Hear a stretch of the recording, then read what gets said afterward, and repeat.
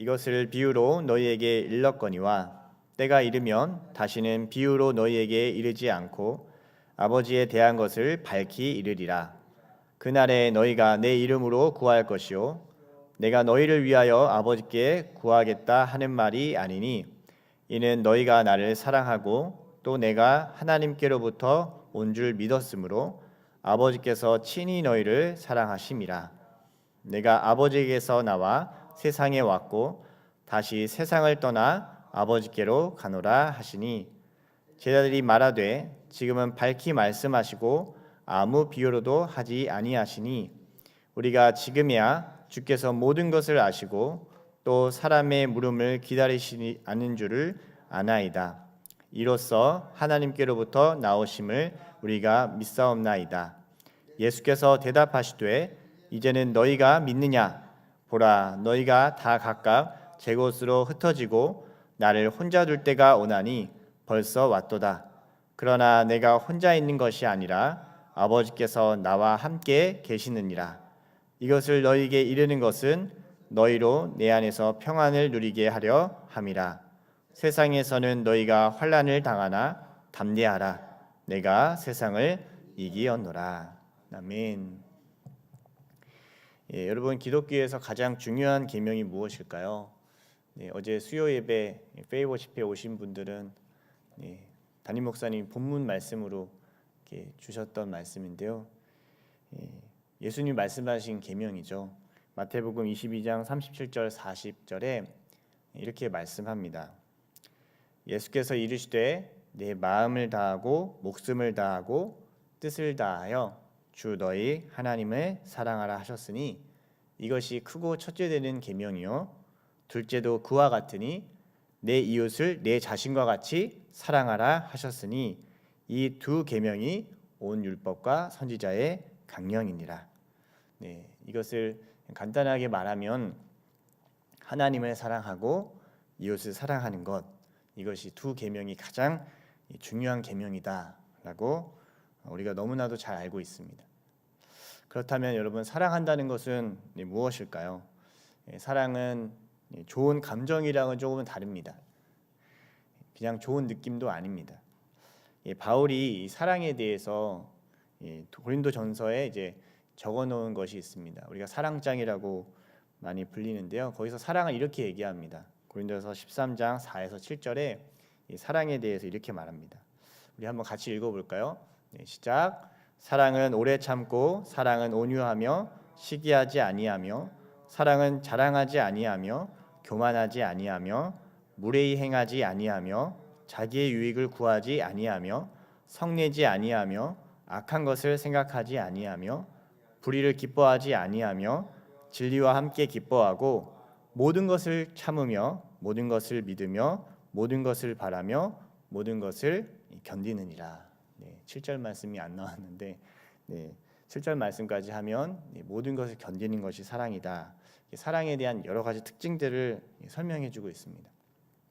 그러나 단순히 사랑하는지 아닌지는요 확인할 수 있을 때가 있어요. 여러 가지 특징들을 내가 오래 참고 있나, 내가 시기하지 않고 있나, 내가 온유하게 하고 있나, 교만하지 않는가, 이런 것들로 생각해 볼 수 있겠지만요, 사랑인지 아닌지는요, 이 사람이 나를 사랑하고 있는지 아닌지는요 언제 확인할 수가 있냐면 환난이 있게 되면 확인할 수가 있습니다. 환난이 있고 어려움이 있을 때 그 사람이 나와 함께하고 있는가를 볼 때 확인할 수 있는 것이 사랑입니다. 그래서 사랑은 관계에 머무는 선택입니다.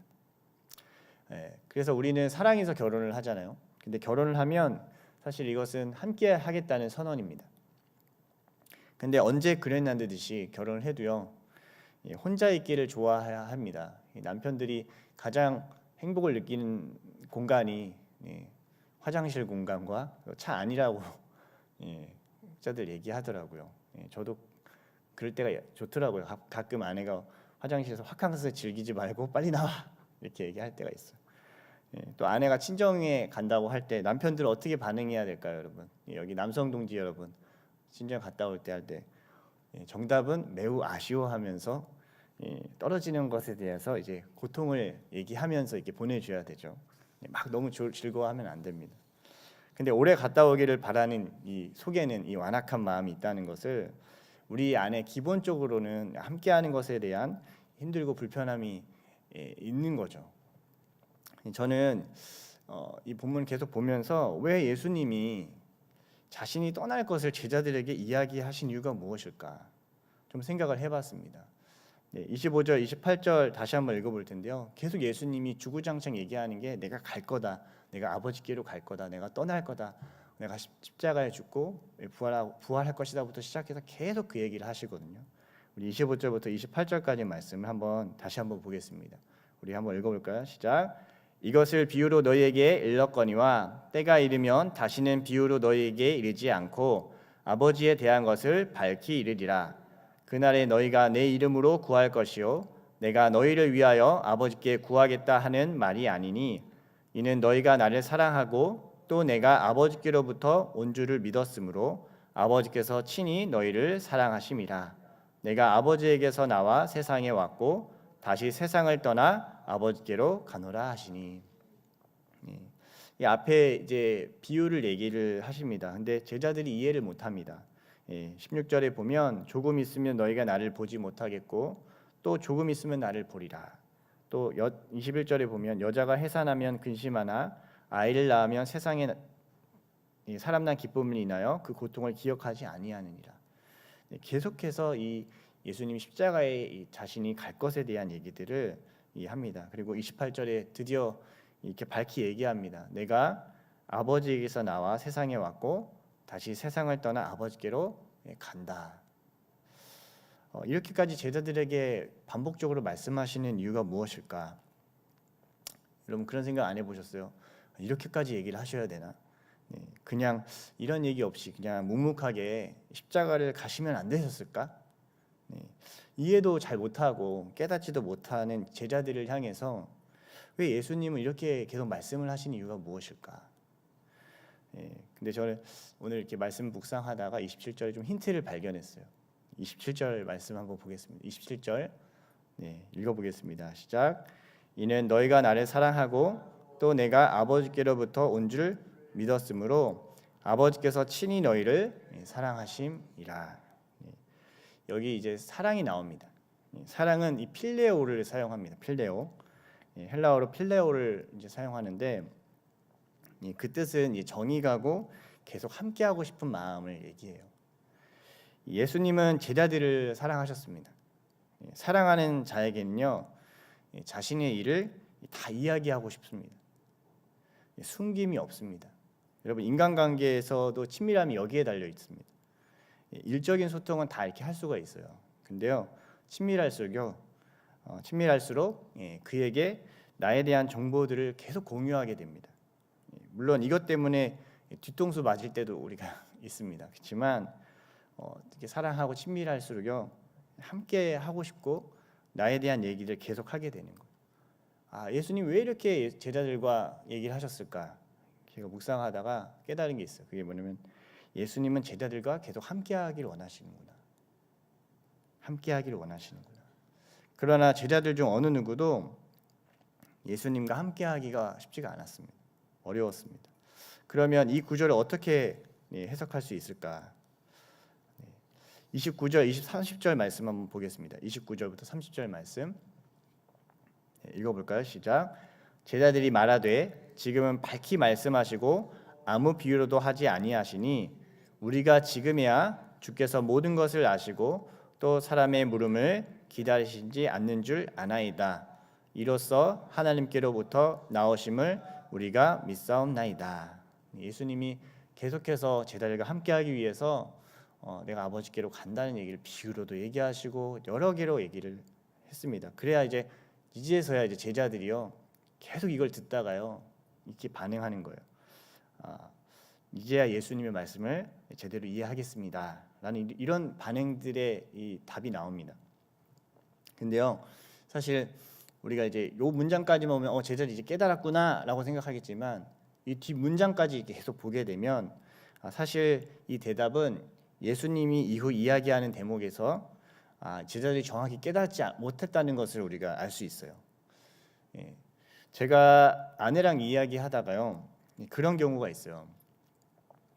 아내는 자신이 마음이 왜 서럽고 힘들었는지 제가요 제대로 된 반응을 하지 않으면요 끝까지 얘기를 합니다.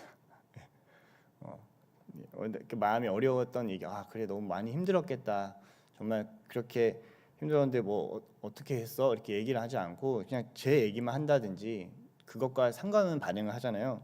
그럼 계속 얘기를 해요. 그래도 이거 감사한 이유는요, 저 아내가 저를 계속 포기하지 않는다는 증거예요. 끝까지 함께하고 싶기 때문에 얘기를 계속 한다는 거거든요. 근데 만약 이 아내가 됐어, 그만 무슨 이야기를 내가 하냐 이렇게 했으면 이제 관계가 단절이 되는 겁니다. 근데 함께하려고 하도요 계속 얘기를 듣다가 보면은 시간이 길어집니다. 제가 제대로 된 반응을 못하면 시간이 짧지 않고 계속 길어져요. 그럼 제가 어느 순간 지쳐서 원하는 이야기를 그냥 이해돼서 하기보다는 형식적으로 그냥 하게 될 때가 있어요. 그래 알았어, 뭐 이렇게 이제 좀 이해가 되네, 뭐 이런 식으로 그냥 정확히는 이해를 못해도 마치 이렇게 얘기하는 것과 비슷합니다. 그러면 아내가 이제 지쳤다는 듯이 일단 일단락 지을 때가 있어요. 근데 저는 이 본문을 보면서 약간 그런 게 보였어요. 거의 비슷해 보입니다. 예수님은 이후 제자들이 이제야 믿는다는 말에요, 예수님은 이렇게 말씀하세요. 너희가 정말 믿는지. 31절부터 32절인데요. 제자들이 이렇게 믿겠다라고 이제 알겠다라고 얘기하니까요, 예수님 이렇게 말씀합니다. 31절 32절에 한번 읽어보겠습니다. 시작. 예수께서 대답하시되 이제는 너희가 믿느냐? 보라, 너희가 다 각각 제 곳으로 흩어지고 나를 혼자 둘 때가 오나니 벌써 왔도다. 그러나 내가 혼자 있는 것이 아니라 아버지께서 나와 함께 계시느니라. 이제는 너희가 믿느냐? 이건 이제 너희가 진짜 이제 믿게 됐어? 라고 해서 확신을 가지고 얘기한 게 아니고요, 믿는다고 인정하시지 않는 겁니다. 그리고 말씀합니다. 너희는 나를 혼자 둘 것이다. 정말 믿었다면 함께하게 되겠지만 정말 믿지 못하기 때문에 흩어지게 될 것이다 라고 말씀합니다. 그러나 예수님 오히려 제자들을 안심시킵니다. 아버지가 나와 함께 계신다는 말씀을 이제 줍니다. 필연적으로 아이랑 함께하지 못할 때 부모가 안심할 때가 언제죠? 그러니까 어쩔 수 없이 일을 가야 되거나 또 어려움이 있어서 아이랑 함께하지 못할 때요, 그 아이가 더 좋은 존재, 뭐 사랑해 주시는 할머니가 온다든지 더 좋은 선생님이 있는다든지 이렇게 함께하게 되면요, 마음이 안심이 되잖아요. 더 사랑해 줄 대상이 그 아이를 돌봐줄 때 부모는 안심을 합니다. 우리가 누군가를 떠나보낼 때 두려운 이유가 있습니다. 나보다 더 좋은 존재에게 맡기지 못하기 때문에 두려운 것이죠. 그러나 예수님이 가는 길의 끝은요, 하나님 아버지가 있습니다. 여러분, 그 사람을 하나님께 맡길 때요, 그 맡길 때 평강의 근거가 오는 거예요. 예수님이 제자들에게 안심해 이렇게 한 근본적인 이유는요, 내가 아버지와 나와 함께하고 있기 때문이라는 것을 말씀합니다. 그래서 이 평안의 근거를 가지고 예수님이 이렇게 말씀합니다. 33절에 이렇게 선포합니다. 이것을 너희에게 이르는 것은 너희로 내 안에서 평안을 누리게 하려 함이라. 세상에서는 너희가 환난을 당하나 담대하라. 내가 세상을 이기었노라. 사실 예수님이 이렇게 하고 십자가를 갈 때 제자들은 근심하고 불안해하고 세상을 이기기는커녕요, 여러분 아시다시피 베드로는 3번이나 예수님을 부인하게 됩니다. 그러나 예수님이 세상을 이기셨습니다. 세상의 최종 권세 사망을 십자가 부활로 이기셨습니다. 그 부활이 제자들에게 나타나고 이 오순절 하늘로부터 성령이 임하는 일이 이제 부활 이후에 나타납니다. 사실 그래서 이 말씀은요, 사실 부활 이후에 성취가 돼요. 이때부터가 진짜 예수님과 함께할 수 있게 되기 때문입니다. 성령이 임하면 함께하게 되면 너희가 권능이 나타나고 이것이 하나님의 말씀을 증거할 수 있는 증인의 삶을 살 수 있을 것이라고 예수님이 승천할 때 말씀을 하시잖아요. 너희가 환난을 당하나 담대하라. 내가 세상을 이기었노라. 이 말씀을 하고 나서는 예수님의 제자들이 다 흩어졌지만 성령이 임하고 나서는 이 말씀이 성취됩니다. 사도행전 4장 29절에서 31절에 이렇게 말씀합니다. 그들이 이제 그 서기관들과 바리새인들로 핍박을 당하고 나서 예수의 이름으로 얘기하지 말라라고 위협을 당하고 나서 그들이 나오면서 하는 말입니다. 4장 29절부터 31절 이 말씀인데요. 우리 한번 읽어볼까요? 시작. 주여 이제도 그들의 위협함을 굽어 보시옵고 또 종들로 하여금 담대히 하나님의 말씀을 전하게 하여 주시오며 손을 내밀어 병을 낫게 하시옵고 표적과 기사가 거룩한 종 예수의 이름으로 이루어지게 하옵소서 하더라. 빌기를 다음에 모인 곳이 진동하더니 무리가 다 성령에 충만하여 담대히 하나님의 말씀을 전하니라. 예수님이 십자가에 달리신 이유는 궁극적으로는 우리와 사랑하기 위해 함께 하기 위해서입니다. 내가 세상 끝날까지 너희와 항상 함께 할 것이다 라고 약속해 주셨습니다. 서두에 여러분께 했던 물음을 다시 한번 물어보겠습니다. 좀 바꿔서 물어보겠습니다. 여러분, 하나님을 사랑하고 이웃을 사랑하는 것이 가장 큰 계명이라고 말씀을 드렸는데 여러분 하나님을 사랑하고 계십니까? 이웃을 사랑하십니까? 성령과 함께함 없이는 이 질문은 우리에게 근심과 고통이 됩니다. 핍박과 고난의 순간 어느덧 3번이 아니라요 100번이나 예수님을 부인하는 자신을 만나게 될지도 모릅니다.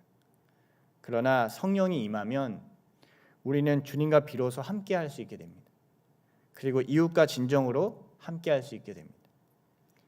그 고통과 절망 속으로 담대하게 함께할 수 있는 존재가 됩니다. 여러분, 우리는 사랑한다고 말할 수도 있습니다. 그러나 함께하지 않으면 그 사랑은 진짜가 아닙니다. 제자들도 사랑한다고 표현은 했지만 도망쳤습니다. 그러나 성령이 임하자 그들은 이제 도망치는 자가 아니라 예수님과 끝까지 함께할 수 있는 자가 됩니다. 사랑은 감정적인 게 아닙니다. 사랑은 함께하는 것입니다. 성령이 임할 때 우리는 하나님과 함께 그리고 이웃과 함께할 수 있습니다. 이제 이번 주가 저희가 이제 미션 처치를 이제 도전하는 그런 한 주가 됩니다. 근데 이 미션 처치도요, 성령으로 주님과 이웃과 함께하는 자리가 되는 것이 정말 중요합니다. 감사와 기도 그냥 형식적으로 나누는 자리가 아니라요, 그곳에서 진정으로 함께 울고 함께 웃을 수 있는 자리가 되어야 됩니다. 사람들은 계속해서 혼자 있는 것에 대한 두려움과 불안함이 있습니다. 내 마음을 알아주는 음악에 그래서 반응하기도 하고 나를 좀 이해해주는 말에 또 속아 넘어가기도 합니다. 그런데 진짜 하나님의 그 사랑, 내가 세상 끝날까지 그 죽음까지도 내가 너와 함께할 것이다는 이 사랑. 그래서 계속해서 예수님은 제자들과 함께하고 싶어서 내가 갈 것이다, 내가 갔다가 돌아올 것이다 라고 얘기를 하십니다. 이번 주 여러분 미션 처치를 열어야 된다는 이 부담감이 아니라요, 여러분 이웃과 함께 하는 여러분 성령님을 간구하십시오. 내가 미션 처치를 열어야지, 미션 처치를 하면 좋아, 이것도 너무 좋은데요, 더 중요한 하나님, 내가 하나님과 함께하고 싶고 그 함께한 성령으로 말미암아 내가 이웃과 함께하길 원합니다. 그 진정으로 외롭고 힘든 영혼, 내가 주와 함께하듯이 내가 그와 함께하기를 원합니다. 그리고 눈물 흘리는 영혼, 그와 내가 함께하기를 원합니다. 그렇게 성령을 여러분 간구하심으로 그 자리에 주님과 나 그리고 함께하는 영혼이 진정으로 하나님 안에서 하나 되는 기쁨을 누리는 감격이 여러분 있게 되기를 예수님 이름으로 축복합니다. 그런 한 주가 되셔서 진짜 예수님이 너희가 환난을 당하라, 담대하라, 내가 세상을 이기었다. 환난과 어려움이 우리 가운데 있을지라도 그 하나님과 함께하는 그 사랑으로 말미암아 우리가 넉넉하게 이 세상을 이기고 하나님의 그 소망을 나타내는 우리 모두가 되시기를 예수님 이름으로 축복합니다. 아멘.